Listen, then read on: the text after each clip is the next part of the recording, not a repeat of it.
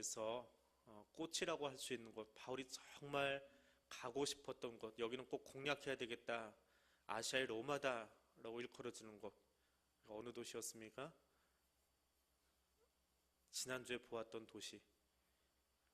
지금은 터키에서는 그렇게 중요하지 않은 내륙 도시가 되는 바람에 중요도가 떨어져 버린 도시고요. 사실은 굉장히 큰 도시기는 합니다. 근데 지금 이제 터키 같은 경우에는 이렇게 해안 한 면만 육지로 막혀 있고 나머지 세 면이 바다로 되어 있기 때문에 그 무역 중심으로 바다 중심으로 살아가는 그런 민족입니다. 그래서 내륙으로 밀려가다 보니까 강 하안에 퇴적층이 쌓이면서 도시가 안쪽으로 들어가 버렸죠. 자동으로 퇴적층이 너무 길어 5km나 길어져 보니까 도시가 죽어버렸습니다. 그래서 지금의 안탈리아라든지 이스탄불 같은 그런 도시들이 더 흥왕하게 됐는데, 지난주에 묵상한 그 에베소라고 하는 곳, 바울이 정말 꿈에도 그리던 그곳, 거기 가서 이제 말씀을 전하고 또 여러 가지 일들을 감당하고 나옵니다. 그런데 그 큰 일 뒤에 바울의 마음을 계속 붙잡고 있는 안타까운 이야기가 하나 있죠. 에베소에 있으면서 마음은 콩밭에 가 있어요. 거기가 어디입니까? 고린도예요. 고린도라고 하는 것. 왜 이렇게 고린도가 자꾸 속썩이는지 고린도에 가보고 싶은 거예요. 그래서 마게도냐를 향해서 출발하게 됩니다. 자, 마게도냐로 간다 그러면 어느 도시를 간다고 그랬습니까? 데살로니가와 빌립보. 데살로니가와 빌립보는 마게도냐이고 마게도냐는 데살로니가와 빌립보고. 그렇게 외우시면 돼요. 그냥 외우는 거예요. 사도행전을 외우고 나면 나머지 서신서가 쭉 보이기 때문에 그 도시는 그냥 외울 수밖에 없어요. 몇 번 가봐야 이제 그게 머릿속에 완전히 박이거든요. 그냥 아니면 지도로 외우시든지 외우셔야 돼요. 그리고 아가야는 고린도입니다. 고린도는 아가야고, 그리스의 남부가 아가야예요. 그리스의 북부가 중북부가 마게도냐고, 도시로 치면 중북부는 데살로니가와 빌립보이고 남부 지방은 고린도, 아가야.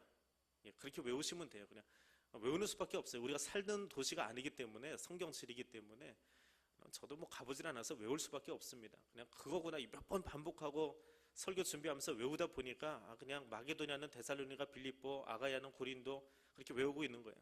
또 소아시아의 주도는 에베소, 그리고 안디옥은 2개 있는데 비스디아하고 수리아, 이제 그렇게 몇 개만 외워두면 그 도시를 따라가면서 전도 여행이 계속 일어나고 있습니다.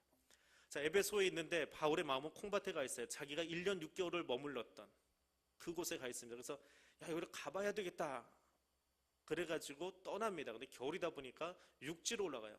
육지로 올라가니까 별 수 없이 이스탄불을 거쳐서 마게도냐, 데살로니가, 빌립보로 내려갈 수밖에 없습니다.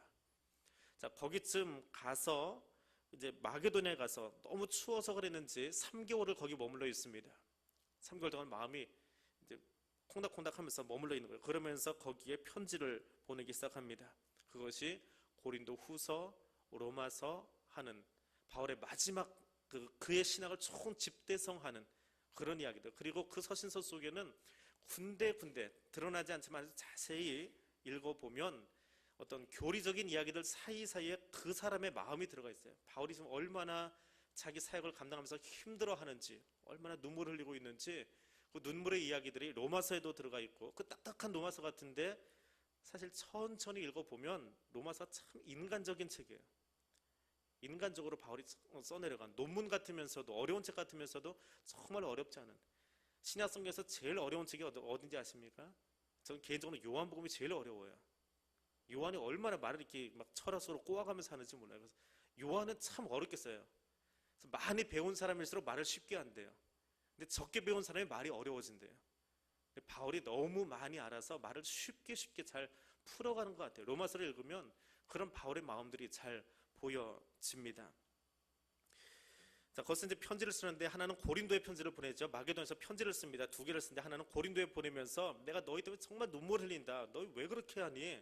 내가 편지도 썼는데 갈까 말까 해봤는데 안 된다. 그러다가 디도를 통해서 고린도 이야기를 듣고는 정말 마음이 놓여. 그래, 그렇게 해야지. 내 곧 갈게. 그리고 편지를 하나 보내는 것이 고린도 후서예요. 그 또 하나는 자기가 개척한 교회가 아닙니다. 그런데 꼭 가고 싶어요. 내가 로마로 가겠다. 로마에도 교회가 있다고 하는데 로마 교회 성도 여러분, 제가 좀 이따 갈게요. 기다리세요. 제 소문 들어서 알고 있지요? 가서 내가 한 번 더 하나님의 말씀에 대해서 이야기하겠습니다. 그 로마서를 거기서 쓰는 거예요. 자기 계획을 지금 발표하는 거예요. 그래서 3차 전도 여행이 끝나고 나면 바울의 계획이에요. 소아시아, 소위 아시아라고 하는 지역, 지금의 터키 지역, 그곳을 전도하고, 그 다음에 바울에게 있어서 소위 유럽의 관문이라고 하는 그리스, 마게도니아, 아가야 지역, 거기를 전도하고, 그 다음에 우리는 보통 이제 3차 전도 여행까지만 이야기하는데 또 한 곳이 어디냐면 로마예요. 근데 로마하고 그리스는 지도에서 보면 지중해 밑에 삐죽히 나와 있는 두 개 그 반도 국가거든요. 그런데 아주 달라요. 달라도 그렇게 다를 수가 없습니다. 그리스는 헬라 문화권이에요.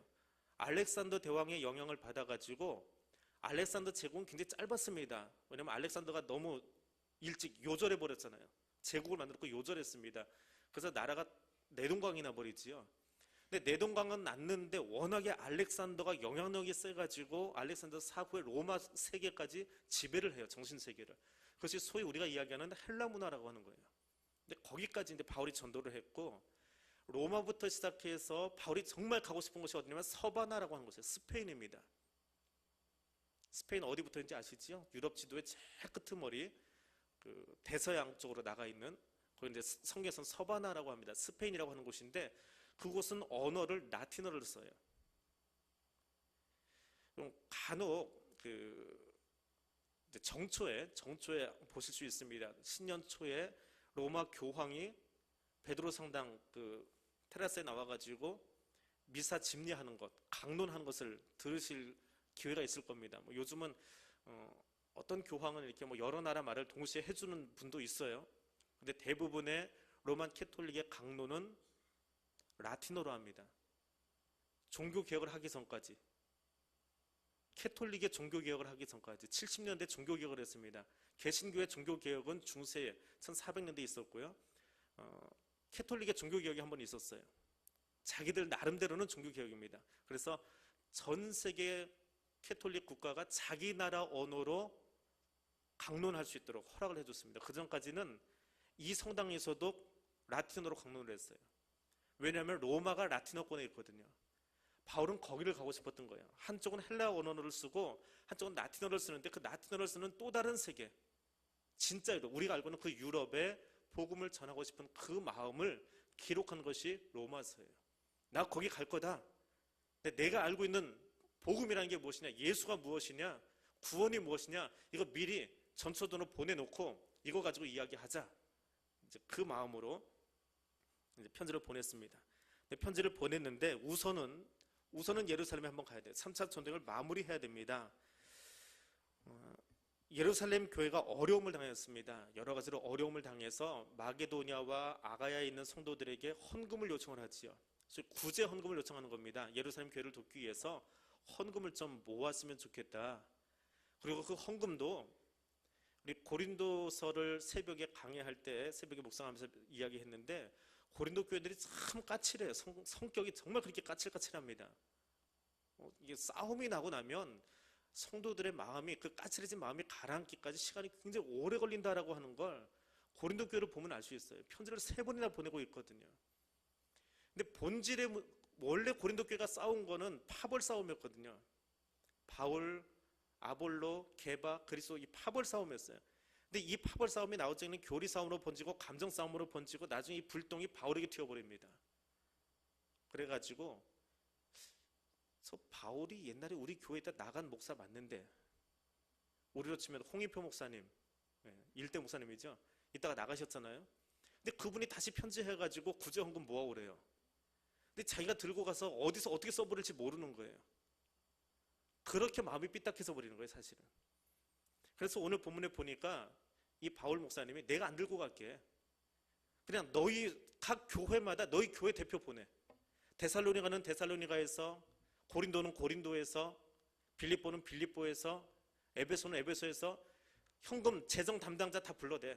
그거 가지고 와. 그냥 나는 인솔만 해서 갈게. 내가 그 헌금 손도 안 대고 유용하지 않을게. 그 정도로 이 마음이 까칠해져 버린 교회가 고린도 교회예요. 그런데 그렇게라도 그 헌금을 모아가지고 이제 예루살렘 교회에 보내고 싶은 거예요. 그러면서 헌금의 의미가 무엇이냐, 다른 교회는 쓰지 않았는데 워낙에 까칠하니까 고린도 교회에다가는 그 연보에 대한 문제를 쓴 거예요. 준비하고 해라. 내가 갔을 때 아이고 오셨구나, 진짜 왔구나, 올지 안 올지 몰랐는데, 왜 오느냐 안 오느냐 가지고 또 시비 걸고 있었거든요. 간다고 했다가 안 가니까 또 시비 걸었거든요. 근데 또 간다고 하니까 변죽이 죽을 듯한데 뭐 그래가면서 하여튼 바울을 계속 걸고 넘어지는 거예요. 그래서 나 진짜 갈 테니까, 고린도후서를 쓰면서 그래, 진짜 갈 테니까 헌금 모아놔라, 준비해놔라. 갑자기 생각나서 주머니에서 꺼내가지고 하지 말고, 헌금은 너희 마음의 신앙 고백이니까. 헌금은 신앙 고백이에요. 헌금은 신앙 고백입니다. 신앙 고백을 하나님께 올려드리는 거예요. 사도신경, 사도들의 신앙 고백만 드리는 것이 아니라 예배 시간에 드려지는 헌금이 나의 신앙의 고백이에요. 11조를 어떻게 할 거냐, 감사헌금을 이 경우에 내가 얼마나 할 거냐, 신년 감사헌금 내가 얼마 할 거냐, 옆에 사람 눈치 보지 마세요. 내가 장로인데 아무개 장로가 얼마 하더래, 그러니까 나도 그만큼 해야지, 체면인데. 그거 하나님 안 받으세요. 그런 돈은 하나님 그거 없어도 사실은 뭐 그거 아무 상관없어요. 하나님 우리에게 주신 거거든요. 내 신앙 고백을 드리시라고요. 내가 오늘 하나님 앞에 신년을 시작하면서, 내가 오늘 부활절을 맞아서 내 신앙 고백으로 그 부활의 기쁨이 이만큼 하나님께 드릴 수 있겠습니다. 그 고백을 하나님께 드리시라고요. 옆에 사람 보면서 누구는 얼만큼 하는데 누구는 얼만큼 하는데, 이렇게 매번 죽을 때까지 눈치 보면서 사시려고 그래요. 헌금은 다른 것 몰라도 하나님 앞에 드려지는 예물은 나의 신앙 고백으로 드리는 거예요. 그 고백을 담기 위해서 기도하세요. 이 한 주간에 내가 어떤 헌금을 드릴 것인지, 이 헌금이 나의 어떤 고백이 담겨 있는 것인지 기도하고 그것을 하나님께 드리세요. 그럼 헌금의 액수와 상관없이 내가 드린 예배가 참 편안해집니다. 참 감사가 넘쳐요. 내 눈치 보고 드리면 봉투를 아무리 두껍게 만들어도요, 10만 원 드리니까 1,000원짜리를 몇백 장 만들어서 드려도 마음이 편치 않아요. 왜? 거기는 고백이 없기 때문에 그래요. 바울이 고린도의 성도들에게 그 이야기를 하는 거예요. 연보를 왜 하느냐? 너희의 준비된 신앙 고백을 들으라. 예루살렘 교회를 향해서, 왜 바울이 그 예루살렘 교회 하나의 문제를 놓고 왜 그냥 온 유럽의 아시아의 교회를 다 들쑤시고 있습니까? 유대인의 교회인 예루살렘 교회하고 이방인의 교회인 고린도, 데살로니가, 빌립보, 에베소, 갈라디아, 이 교회들이 구제하는 일을 가지고 마음이 하나 되기를 원하는 거예요. 로마서를 쓸 때까지만 해도 유대인들이 괴롭히잖아요. 이방인들 데리고. 너희 할례 받았니? 너는 법을 가지고 있었니? 너 언제부터 예수 믿었어?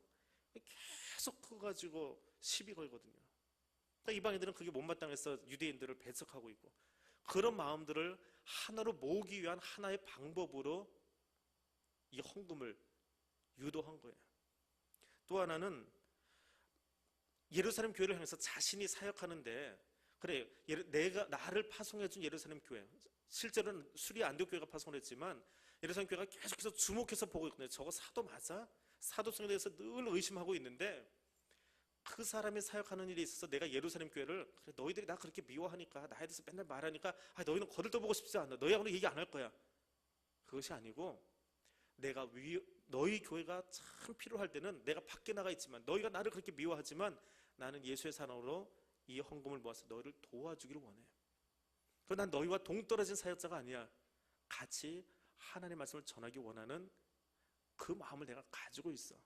이 헌금에는 그런 여러 가지 바울의 고백과 마음들이 담겨 있는 거예요.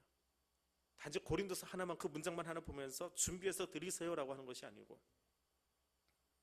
자, 이렇게 헌금을 모았습니다. 그래서 마게도냐를 지나서 아가야까지 내려갔다가 헌금을 들고 배편으로 가면 아주 빨라요. 근데 배편으로 가려고 그랬더니 바울을 죽이려고 하는 모의가 귀에 들어오는 거예요. 바울을 죽이려고 합니다.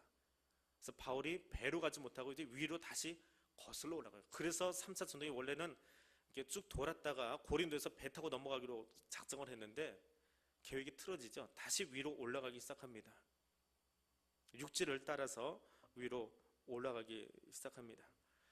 자, 그렇게 방향을 틀어가면서 여기 재미있는 이야기들이 몇 가지, 소소한 이야기들인데 거기 몇 가지 들려옵니다. 7절 말씀 함께 보겠습니다. 함께 읽어볼까요? 그 주간의 첫날에 우리가 떡을 떼려 하여 모였더니 바울이 이튿날 떠나고자 하여 그들에게 강론할세 말을 밤중까지 계속하매. 자, 여기 소소한 재미 한 가지. 우리 개역 개정판 성경에는 그 주간의 첫날이라고 되어 있습니다. 이게 언제예요? 요일로 따지면 언제예요? 한 주간의 첫날. 사지선다형이 아니고 칠지선다형입니다. 요일로 따지면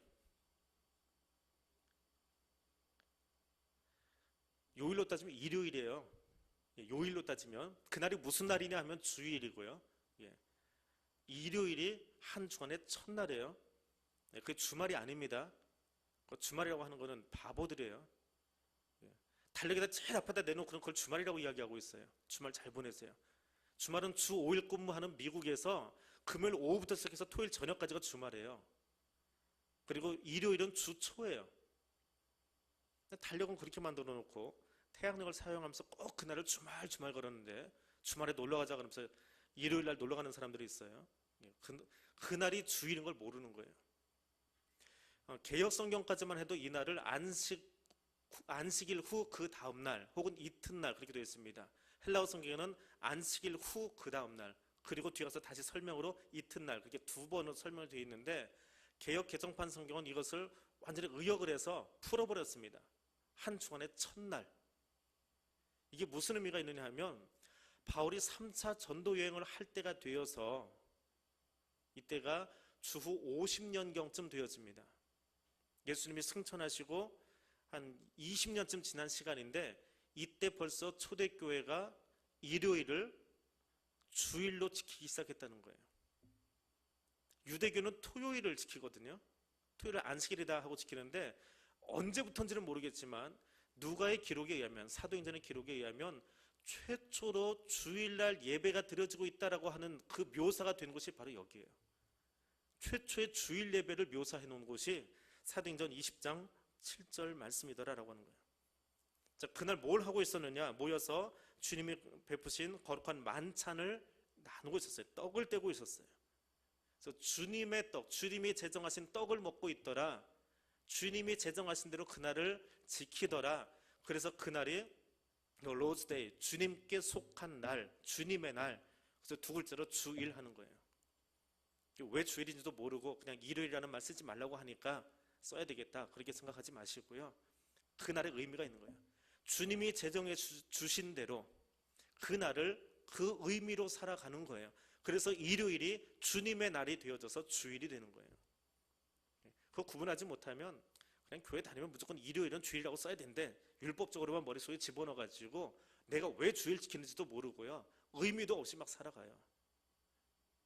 하도 의미를 모르니까 주일도 주일답게 지키지 못하는 경우들이 있는데 그런 모습들이 이 안에 있습니다. 그래서 주님이 제정해 주신 날이 주일이거든요. 주님이 제정해 주신 날에는 주님이 제정하신 그 모습대로 살아가야 돼요. 어떻게 주님이 그날을 만드셨어요? 하나님 안에서 형제 자매들이 함께 떡을 떼고 나누는 거예요. 함께 떡을 떼고 나누고 말씀을 나누는 게 주일이에요. 근데 그 주일날 모여가지고 꽁닥꽁닥 세상 이야기하고 있으면 그 사람은 교회 안에 들어와 있지만 일요일이에요. 그거는 주말 보내는 사람들하고 똑같은 거예요. 주일을 지키려면 주님의 마음으로 지켜야 돼요. 부활하신 주님이 제자들을 찾아오셔서 하신 제일 첫 번째 메시지가 뭐예요? 제일 첫 번째 메시지. 그 메시지는요, 이 다음에 여러분들이 이 땅의 생명을 마치고 천국에 갔을 때에 하나님이 우리에게 들려주실 첫 번째 메시지거든요. 근데 그 메시지가 성경에 있어요. 천국 가서 무슨 소리 제일 먼저 들을까? 너 뭐하다 그렇게 왔냐? 주님 그렇게 얘기 안 하신다고요. 첫 번째 메시지를 이미 들려주셨어요. 부활하신 주님이. 평강이 있을지어다. 주일에 성도들이 함께 나눌 이야기가 무엇이냐? 주일에 성도들이 함께 나눌 이야기는 서로에게 평강을 전하는 거예요. 주일날 교회 나와서 장로님 만나면 마음이 평안해야 돼요. 주일날 교회 나가서 권사님 만나면 마음이 평안해야 돼요. 주일날 교회 나와서 같이 예배드리고 식당에 가서 앉아있으면 누구를 보든지 그 안에서 평강이 같이 넘쳐나야 돼요. 이게 주님의 방법대로 주의를 지키는 거예요. 예배 시간 한 시간 잘 지키는 것이 주의를 지키는 것이 아니고, 교회 나와서 주님 때문에, 주님이 제정하신 방법 때문에 그 부활을 기념하는 것이 주일이거든요. 주님의 부활을 기념하는 거예요. 매 주일은 작은 부활절이에요. 부활의 기쁨을 나누는 거예요. 근데 그 부활에서 주님 만난 기쁨이 어떤 거예요? 평강하냐라고 하는 거예요. 평강이 있어야 돼요. 얼굴을 보면 평강이 있어야 돼요. 그런데 얼굴 보니까 갑자기 밥맛이 떨어져요. 갑자기 인사하기 싫어져요. 그럼 주를 못 지키는 거예요. 주님의 방법으로 지키는 게 아니라 내 방법으로 지키는 거예요. 내 마음으로 지키는 거예요. 내 방법에 아직도 저 사람이 그냥 꽉 꼬여가지고 속이 꼬여서 인사도 하기 싫고 밥도 먹기 싫고 같이 앉기도 싫고 만나면 티격태격하고, 이건 내 방법이에요. 사탄의 방법이에요. 이간질 시키고 사탄에게 매여 있는 거예요. 주의 날을 지키려면 주의 방법대로 지키시기 바랍니다. 그리고 주님의 방법대로 주의를 지키고 나면 내 안에 평강이 찾아옴을 여러분도 경험하실 수 있기를 소원합니다. 그리고 우리 교회가 드린 모든 주일의 예배가, 매 주일의 예배가 주님이 주시는 평강으로 여러분의 가슴속에 가득히 채워질 수 있기를 소원합니다. 그것이 정말 교회답게 가는 거예요. 그것이 정말 그리스도인으로 살아가는 거예요. 우리의 모습이 그러할 수 있기를 원합니다. 자, 또 다른 사건이 하나 있습니다. 작은 사건이에요. 이거 큰 사건 아닙니다.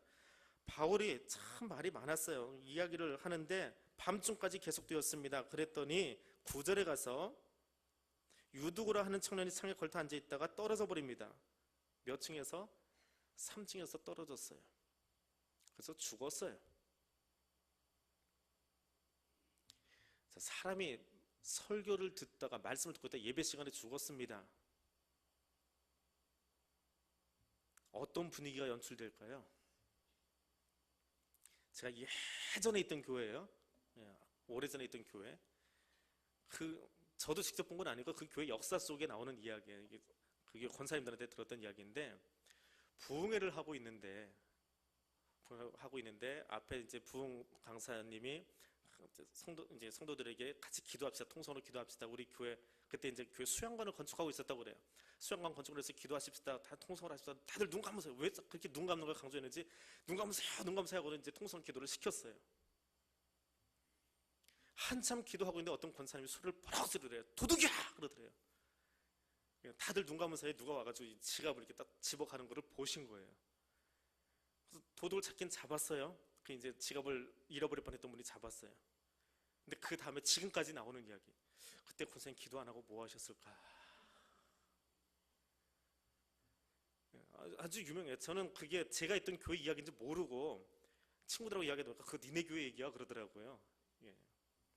설교를 듣다가 어떤 사람이 창문에서 떨어져 죽었습니다. 교회 분위기가 어떨까요? 소매치기 하나만 가지고도 지금까지 그 교회 유명하거든요. 어떤 권사님이 소리 질렀더라. 저는 누군지 알아요. 그 교회 있었기 때문에. 유명해요. 근데 유두고가 떨어져 죽었대요. 시끌시끌 하겠지요. 근데 바울이 가가지고 그 사람이 잔다 하고는 일으킵니다. 그럼 바울이 뭐 했어요? 그 다음에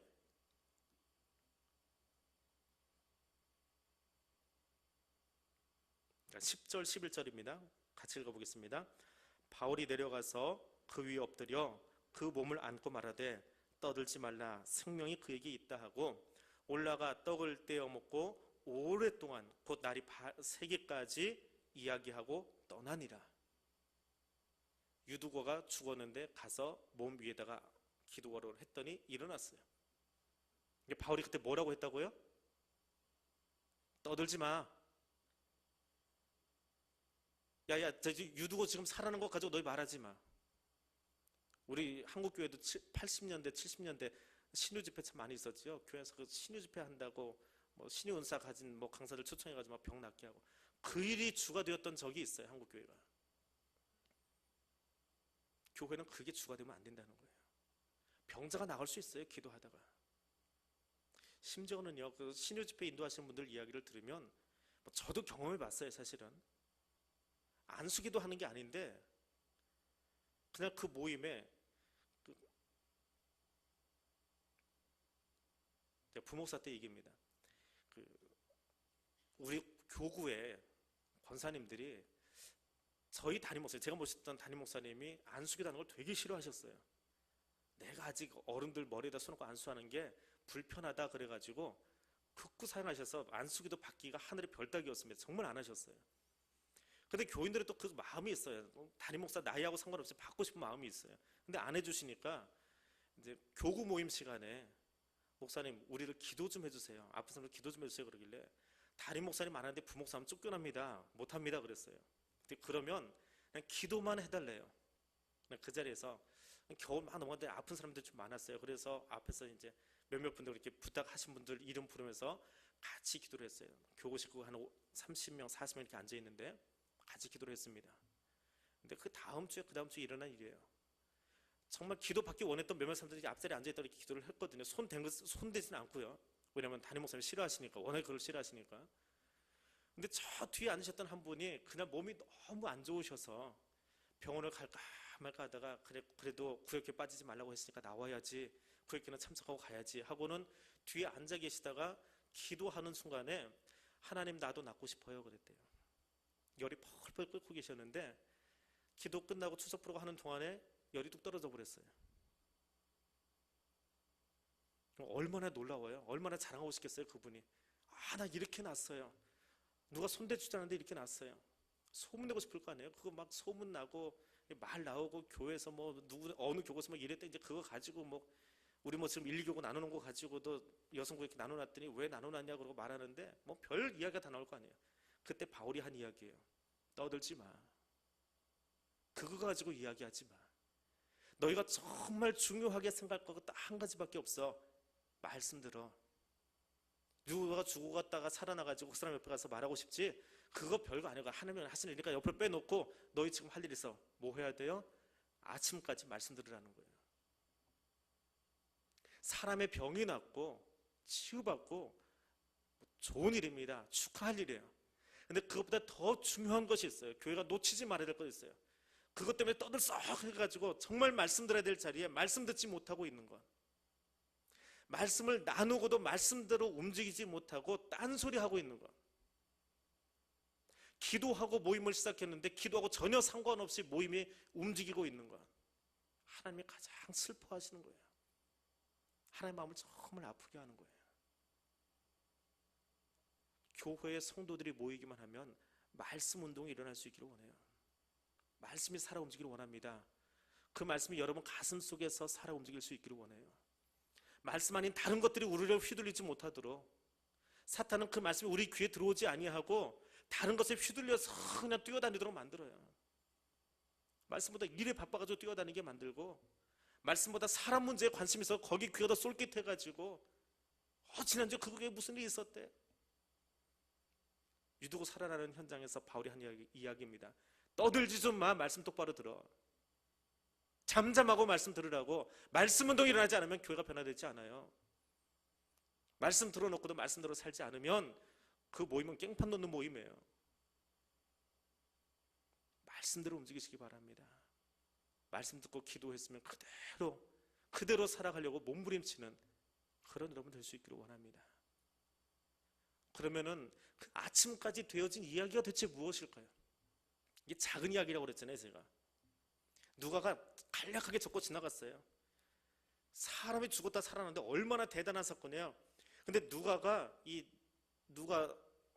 사도행전 기자가 이 대목을 적으면서 이건 한 줄이면 좋게요. 사람이 죽었다 살아났냐는 이야기 사도행전에다가 한 장을 다 채울 필요가 없어요. 그냥 떨어졌는데 죽었대. 근데 바울이 떠들지 말라고 그랬어. 살아났어. 그리고 아침까지 강론했어. 그럼 대체 그 이야기가 무엇일까요? 누가 잘 기록하지 않는 다른 이야기를 뒤에다 하나 붙여놨습니다. 그게 뭐냐면 에베소로 가다가 에베소의 장로들을 불러요. 예루살렘을 가고 있는 중인데 에베소에 들어갈 시간이 안 되는 거예요. 그러니까 장로님들 죄송한데 좀 나와주세요. 중간에서 우리 만나서 내가 에베소에 꼭 하고 싶은 이야기가 있는데 당신들이 이 이야기를 듣고 내 말을 에베소에 가서 꼭 전해주세요. 근데 누가가 옆에 이때부터 따라다닙니다. 여기 우리가 이야기해요. 누가 따라다녔어요. 그래서 누가가 직접 들은 이야기예요. 이 이야기는. 근데 직접 듣고 나니까 이 이야기가 너무 중요해서 그럼 대체 이 자리에서 무슨 일이 있었을까? 그 이야기나 이 이야기는 똑같다는 거예요. 그 이야기를 지금 함께 하려고 합니다. 23절, 24절입니다. 그 이야기의 요지입니다. 같이 읽습니다. 오직 성령이 각 성에서 내게 증언하여 결박과 환난이 나를 기다린다 하시나 내가 달려갈 길과 주 예수께 받은 사명 곧 하나님의 은혜의 복음을 증언하는 일을 마치려 하면은 나의 생명조차 조금도 귀한 것으로 여기지 아니하노라. 이거 뚝 떼어서 읽지 마십시오. 에베소의 장로님들에게 부탁합니다. 내가 예루살렘으로 가려고 하니까 성령님이 자꾸 보여주셔. 사람들이 와가지고 행동 예언을 하는데 나를 끌어안고는 혁들을 묶어버리고는 가지 말라고 그래. 너 거기 가면 묶일 거래. 죽을지도 모른대. 그런데 내 생명을 마치는 한이 있어도, 내가 죽는 한이 있어도 거기 달려가야 돼. 그게 내 사명이야. 그게 내 사명이야. 오래전에 제가 보았던, 여러분도 보셨을 거예요. 선덕여왕 그 마지막 회에 비담의 난을 마무리하고, 비담이 실존 인물이죠. 비담이 난을 일으킵니다. 네, 물론 그 속에서는 다른 쪽으로 이렇게 로맨틱하게 만들어놨지만 비담이 난을 그걸 평정한 뒤에 선덕여왕이 삼국통일을 이루지 못합니다. 삼국통일이 꿈이었는데 그걸 이루지 못하고 생을 마무리하면서 나오는 마지막 대사예요. 어린 덕만이, 거기서 덕만이가 이제 어릴 때 아명이잖아요. 어린 덕만이가 어른이 된 선덕여왕에게 하는 메시지가 있습니다. 서랍으로 들어가는 그 선덕에게, 너 이제부터 혼자야. 너 이제부터 외로울 거야. 내가 가는 길은 사막 같을 거야. 아무도 너와 함께 해주지 못해. 근데 너는 그 길을 가야만 해. 라고 이야기를 던집니다. 왜 그런지 그 대사가 굉장히 귀 속에 아직도 남아있어요. 군주의 길이라고 하는 것이 참 외로운 길입니다. 힘든 길이에요. 그리고 그곳에 들어가면 더 이상 여인으로서 누군가를 사랑하거나 한 사람을 품을 수가 없어요. 왜냐하면 여왕이기 때문에 그렇게 되면 나라의 소위 파벌이 결정돼 버리거든요. 그걸 하지 못하고 누구도 끌어안지 못해요. 나 혼자만 가야 될 길이에요. 그리고 그것은 사막 같은 길이에요. 근데 그가 들어가야 되는데 그것을 꿈속에 보여주고 있는 거예요. 그게 리더의 길이거든요. 그런데 오늘 여기 말씀 속에는요, 하나님이 그 외로운 사람과 함께하고 계시더라고요. 죽으러 가는 길인데 내가 거기 들어갈 수밖에 없는 이유, 하나님이 거기 함께 하시기 때문에. 하나님이 함께 하시기 때문에 내가 거기 갈 수밖에 없더라라고 하는 거예요. 그래서 생명을 내어놓더라도 그게 첫 번째 메시지예요. 오늘 우리가 가는 길 외로울 수 있습니다. 세상이 우리를 알아봐주지 않을 수도 있습니다. 근데 그 길 걸어가야 돼요. 그리고 절대로 외로워하지 마세요. 하나님이 거기 함께 하시기 때문에 외로워하지 마십시오. 그러니까 하나님이 보이지 않으면 가장 외로운 자리가 사역자리의 자리예요. 그런데 하나님 바라보면 가장 행복한 자리가 사역자의 자리예요. 그 마음으로 가실 수 있기를 원합니다. 두 번째, 내가 꼭 전하는 말입니다. 25절입니다. 같이 읽습니다. 보라, 내가 여러분 중에 왕래하며 하나님의 나라를 전파하였으나 이제는 여러분이 다 내 얼굴을 다시 보지 못할 줄 아노라. 내가 지금 전하는 것이 뭐라고요? 하나님 나라예요. 다른 거 전하잖아요. 하나님 나라 전하기 위해서 지금 이렇게 애쓰고 달려가고 있는 거예요. 헌금을 걷어가지고 에베소의 장로들을 불러내서, 내가 시간이 없지만 이 말을 꼭 전하고 싶어. 너희가 에베소에 가서 할 이야기가 있어. 바울이 사도들의, 바울이 돈 모아갔대. 그 이야기 필요 없어요. 하나님 나라, 하나님의 통치 전해줘. 에베소에 더 이상 아데미 여신이 통치하게 하지 말고 하나님이 통치하시게 장로들아 그것 좀 전달해줘. 두 번째 메시지예요. 28절입니다. 여러분은 자기를 위하여 또는 온 양떼를 위하여 삼가라. 성령이 그들 가운데 여러분을 감독자로 삼고 하나님이 자기 피로 사신 교회를 보살피게 하셨느니라. 너희 감독자야. 왜 고린도 교회에서 너무 뒤었거든요. 바울에게는 고린도의 상처가 제일 커요. 바울의 상처는 고린도예요. 근데 그 상처가 있기 때문에 너희 가서 제발 파벌 싸움하지 말고 너희는 감독자야. 감독자인데 너희가 지금 치리하고 가르칠 양들이 누구냐? 하나님의 양들이야. 하나님의 교회야. 하나님의 피로 값주고 사신 교회야. 피값을 치러놓은 교회야. 너희가 지금부터 들어가서 장로로서 치리하고 다스려야 될 그 교회는 너희 게 아니고 하나님의 피로 값주고 사신 피값으로 사여진 교회야. 너희가 하려고 하지 마. 감독자는 감독자인데 하나님의 값주고 사신 그 교회를 그분 두려워하는 마음으로 가서 치리하고 감독하고 섰으면 좋겠어. 그 감독자들의 자세를 이야기합니다. 그리고 마지막으로 32절입니다. 같이 읽습니다. 지금 내가 여러분을 주와 및 그 은혜의 말씀에 부탁하노니 그 말씀이 여러분을 등에 든든히 세우사 거룩하게 하심을 입은 모든 자 가운데 기업이 있게 하시리라. 이 말씀은 뭘까요? 바울은 항상 말씀을 마무리할 때에 축복의 말로 말을 마무리하고 있습니다. 그러면 하루 교회에서 생활을 하고 주일날 시간을 제일 많이 보냈을 텐데 교회에서 시간을 보내고 나가실 때에 우리 아무개 장로님 생각하면 그분에게 어떤 말 들었으면 제일 좋겠어요? 아무개 권사님 생각하면 오늘 그분하고 이야기를 참 많이 나누는데 오늘 오랜만에 그 권사님하고 밥을 같이 먹었는데 그 권사님 생각하고 교회 문을 나서요. 이제 하루의 일과를 끝나고. 근데 그분이 여러분에게 어떤 이야기를 해줬으면 좋겠어요? 그분에게서 어떤 말이 여러분 귀에 내가 오늘 아무개 권사님 만나고 나는데 귀에서 잉잉잉 그 권사님 하시던 목소리가 들려요. 야, 내가 해온 그 짠지 맛있니? 그 소리만 귀에서 남아요. 야, 내가 오늘 차려준 밥상이 맛있더니? 그게 아니고요. 하나님의 이름으로 축복하는 언어들이 우리 귀에 남을 수 있으면 좋겠어요. 교회 문을 나설 때에 오늘 내가 아무개를 만났더니 그 사람이 주의 이름으로 나를 축복해주고 주의 이름으로 서로를 세워주는 그 이야기들이 귀천에서 윙윙윙 울리는 거예요. 야, 오늘 교회 갔더니 만나는 사람마다 하나님의 이름으로 같이 축복해주고 같이 세워주고 격려해주는 이야기들. 나가는 데 가서 할 얘기가 너무너무 많아요. 식당에서 누구도 험담하고 있을 때 나도 거기 껴가지고 나는 말 한마디도 안 하는데 걔들이 하고 있던 거 들었다? 걔들이 그랬다. 세상과 교회가 다른 것이 무엇입니까? 주의 이름으로 축복하는 교회 성도들 되어줄 수 있길 원합니다.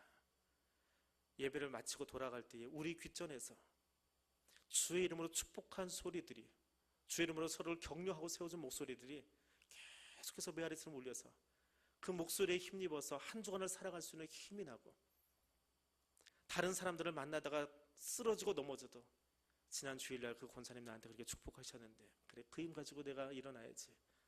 지난 주일날 내가 교회 들어가다가 그 문 앞에서 아무개 장로님 만나서 악수하면서 그 장로님이 힘들지 하고 격려해 주시던 목소리를 들었는데 그래 그 말 가지고 한 주간도 승리해야지. 그런 입술들 되시기를 바랍니다. 누군가를 험담하고 깎아내리고 뒷이야기하는 것이 아니라 교회 문턱을 밟고 돌아가기만 하면 우리의 귓전에서 주의 이름으로 축복하는 이야기. 바울이 얼마나 하고 싶은 얘기가 많겠어요. 뒤에 들어온 교회들 생각하면 얼마나 답답한 마음이 많이 있겠어요. 그거 다 덮어놓고 내가 주의 이름으로 너를 축복한다. 너희도 가서 에베소 교회에 가서 너희의 기업이 형통하기를 그렇게 복을 선언하는 사람들이 되었으면 좋겠다. 그것이 누구의 마음이요?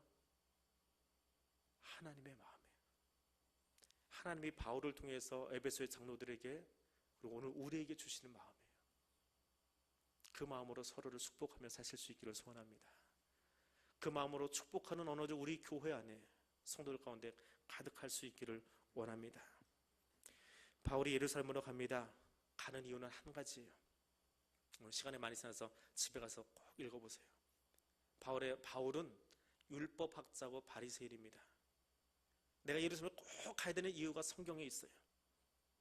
이사야 60장을 읽어보세요. 굉장히 긴 이야기인데 제가 3절만 읽어드릴게요. 일어나라 빛을 발하라 이는 내 빛이 이르렀고 여호와 영광이 내 위에 임하였음이니라.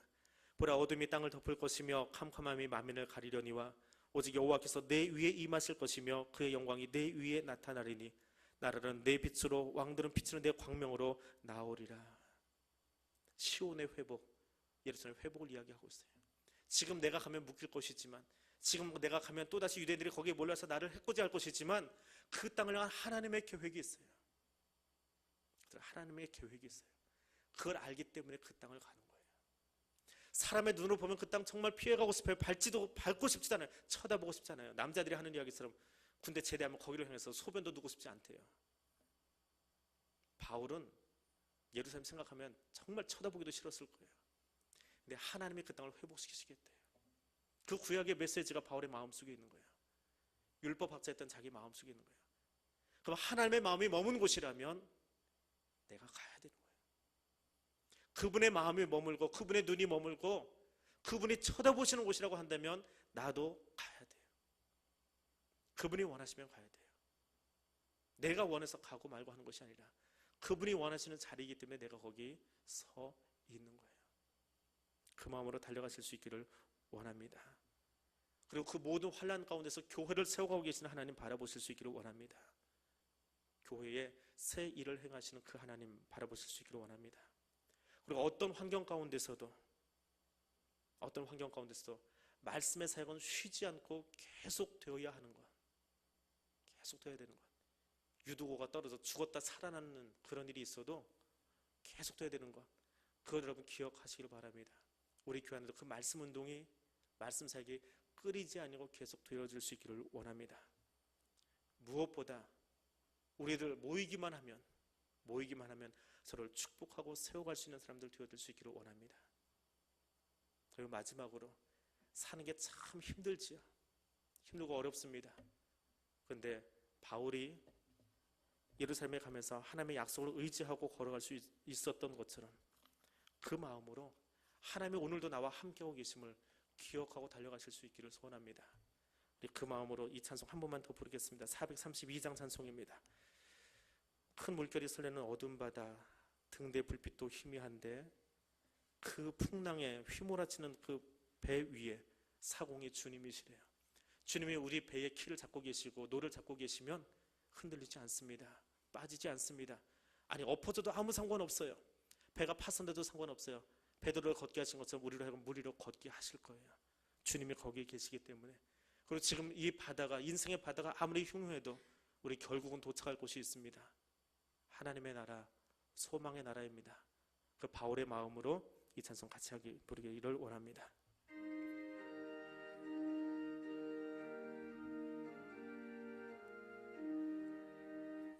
큰 물결이 설레는 어두운 바다, 저 등대의 불빛도 희미한데 이 풍랑에 배서 항해하는 이 작은 배 사공은 주님이라. 나 두려움 없네, 두려움 없도다. 주 예수님 늘 깨어 계시도다.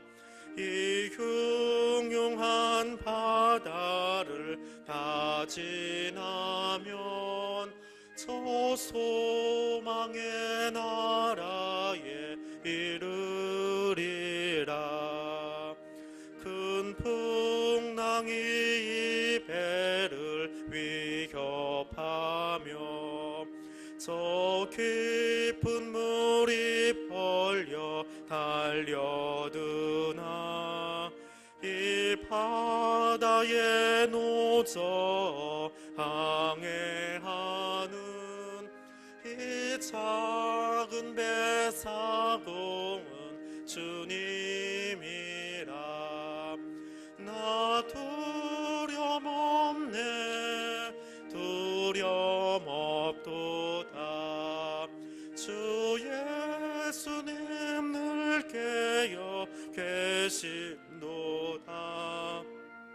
이 흉흉한 바다를 다 지나면 저 소망의 나라에 이르리라. 큰 소리로 물결을 명하시면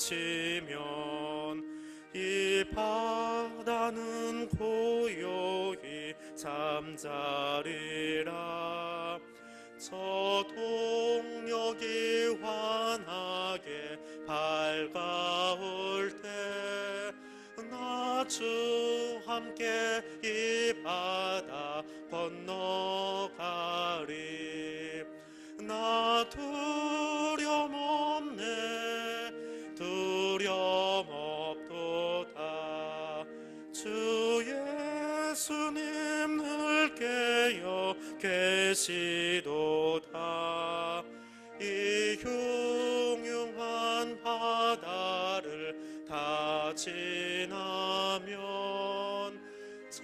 소망의 나라에